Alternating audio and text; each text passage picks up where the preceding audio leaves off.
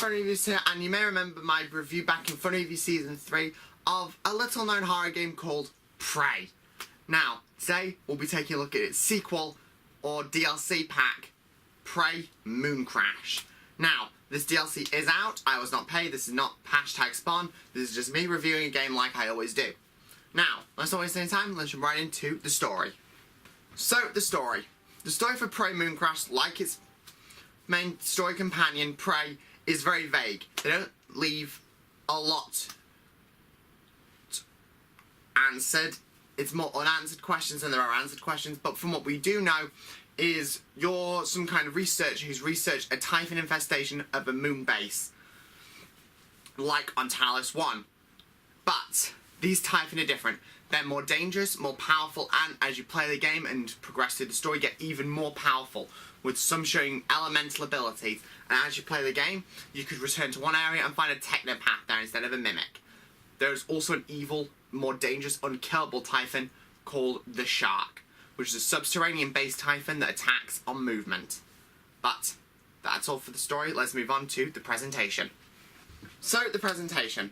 The presentation for Prey Mooncrash isn't very different from its predecessor Prey due to them being a DLC instead of an actual second game. But there are a few differences to the typhon organisms, such as them having elemental abilities like electricity and fire-based abilities. They also seem to be slightly up-resed, and the base is stunning, absolutely stunning, from you being able to see Earth up in the orbit, which seems to have its own little typhon infestation, from what I've seen. You also see the dead bodies just floating in zero-G environments, and it's just absolutely amazing. Like its main game counterpart, Prey Mooncrash, this presentation is breathtaking.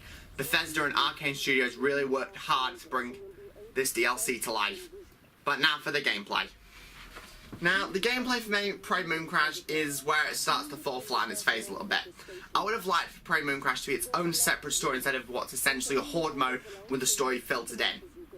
I would have really enjoyed it if we could have actually had a bit more of a backstory to the shark instead of it just be that.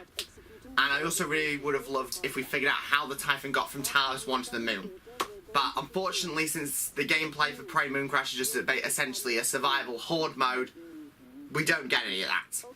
And it's basically just to go throughout the thing, completing little missions, unlocking new characters, like Alex Yu,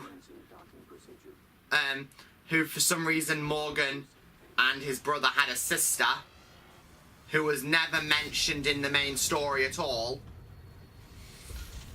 and really just so many other things that have just been tacked in now and thrown in there for the sake that we need to make this DLC feel like a story. And now for the final level, if there really is one. What? Are we rolling or something? Oh, it's an outro, right. Thank you guys so much for watching. If you enjoy it, click here to check out more of my videos. Click here to watch the current season of FunReviews, and click here to check out the complete series. And I'll see you guys next time. Bye bye.